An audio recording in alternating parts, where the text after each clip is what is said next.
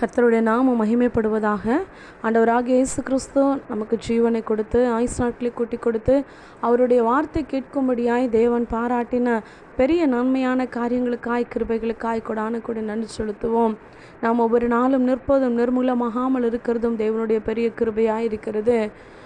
அவர் நமக்கு வாக்குத்தத்தத்தை கொடுத்திருக்கிறார். இந்த மாதத்தில் 11 மாதங்கள் முழுவதுமாய் நான் பத்திரமாய் பார்த்து கொண்டேன், அதே போல் இந்த 12வது மாதத்திலும் நான் பத்திரமாய் பார்த்து கொள்வேன் என்று சொல்லி அவர் வாக்குத்தத்தத்தை கொடுத்திருக்கிறார். நம்ம தொடர்ந்து வேதாகமத்தில் யாரை எப்படி பாதுகாத்து கொண்டார் என்று சொல்லி பத்திரமாய் பாதுகாத்தார் என்று சொல்லி பார்த்து கொண்டிருக்கிறோம். இந்த நாளிலும் கூட சங்கீதக்காரனாகிய தாவீது சொல்லுகிறதை பார்க்கிறோம். சங்கீதம் 139:13 வசனம் இப்படி சொல்லுகிறது: நீர் என் உள்ளந்திரியங்களை கை கொண்டிருக்கிறீர், என் தாயின் கற்பத்தில் என்னை காப்பாற்றினீர். என் அன்பு சகோதரனே சகோதரியே, சங்கீதக்காரனாகிய தாவீது சொல்லுகிறார், என்னுடைய தாயின் கற்பத்தில் நீங்கள் என்னை காப்பாற்றினீங்க, அந்த கற்பத்தில் என்னோடய தாயினோட கற்பத்தில் நீங்கள் என்னை பத்திரமாய் பார்த்து கொண்டீங்க, என்னை காப்பாற்றினீர் என்று சொல்லி இந்த இடத்துல சொல்லுகிறதை பார்க்கிறோம். பெற்றெடுக்க போகிற தாய்க்கும் தகப்பனுக்கும் அது என்ன குழந்தை என்று சொல்லி தெரியாது. பெற்றெடுக்க போகிற தாய்க்கு தெரியாது அதனுடைய அவயங்கள் குறைவாக இருக்கிறதா நிறைவாக இருக்கிறதா என்று சொல்லி தெரியாது. எத்தனையோ மருத்துவர்கள், எவ்வளோ பெரிய மருத்துவர்களும் மருத்துவமனைகளும் இருந்தாலும் எத்தனையோ இடங்களில் கருச்சிதைவு உண்டாகிறதை பார்க்கிறோம், கேள்விப்படுகிறோம். ஆனாலும் உங்களையும் என்னையும் ஆண்டவராகிய இயேசு கிறிஸ்து நம்மளை சிதைந்து போகாதபடிக்கு அவர் கற்பத்தில் காப்பாற்றினவராக இருக்கிறார். தாயினுடைய கற்பத்தில் மாத்திரமல்ல, நம்ம உருவான நாள் முதற்கொண்டு இந்த நாள் வரைக்கும், இந்த நேரம் வரைக்கும் இந்த வார்த்தையை கேட்டுக்கொண்டு விசுவாசிக்கிற நம்புகிற நம்மளுடைய ஒவ்வொருவரையும் அவர் பத்திரமாய் பார்த்து கொண்டிருக்கிறார். அவர் பத்திரமாய் பாதுகாக்கிற தெய்வமாக இருக்கிறார். யாராலையும் அப்படி பத்திரமாய் பாதுகாக்க முடியாது. கற்பத்தின் கனியை, அந்த கற்பத்தின் கனி கர்த்தரால் உண்டாகும் சுதந்திரம் என்று சொல்லி பார்க்கிறோம்.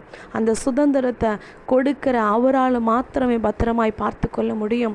அதான் சங்கீதக்காரனாகிய தாவீது அந்த அதிகாரத்தில் சொல்லுகிறார், என் கருவை உம்முடைய கண்கள் கண்டது, என் அவயங்களில் ஒன்றாகிலும் இல்லாத போதே அவைகள் அனைத்தும் அவைகள் உருவேற்படும் நாட்களும் உமது புஸ்தகத்தில் எழுதியிருக்கிறது என்று சொல்லி அந்த இடத்துல சொல்லுகிறதை பார்க்கிறோம். என் கருவை உம்முடைய கண்கள் கண்டது.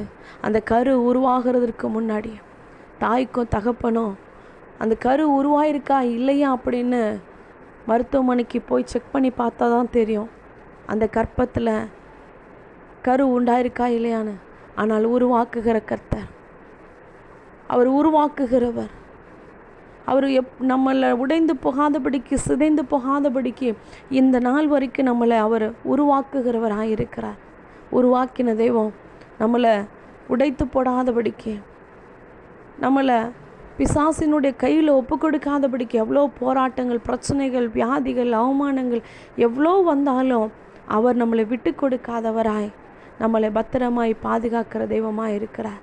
என் அன்பு சகோதரனே சகோதரியா, இந்த வார்த்தை கேட்டுக்கொண்டிருக்கிற உங்களுடைய வாழ்க்கையில் கர்த்தர் வெளிப்படுத்துகிற காரியம், அவர் சொல்லுகிறார், நான் உன்னை கற்பத்தில் இருக்கும் பொழுதே நான் உன்னை பத்திரமாய் பார்த்து கொண்டேன் என்று சொல்லி, நீ கற்பத்தில் உருவாகும் போதே, உன்னோட தாயின் கற்பத்தில் நீ இருக்கும் பொழுதே நான் உன்னை காப்பாற்றினேன் என்று சொல்லி அவர் இந்த நாளில் வெளிப்படுத்துகிறார். ஒருவேளை பிரச்சனை வர நேரத்தில், போராட்டம், வியாதி, இறுக்கமான சூழ்நிலை வர நேரத்தில் ஒருவேளை மரணத்தை தேடி போகலாம். நான் ஏன் வாழணும்னு நினைக்கலாம், ஏன் எனக்கு இவ்வளோ போராட்டம், ஏன் எனக்கு இவ்வளோ பிரச்சனை அப்படின்னு நினைக்கலாம்.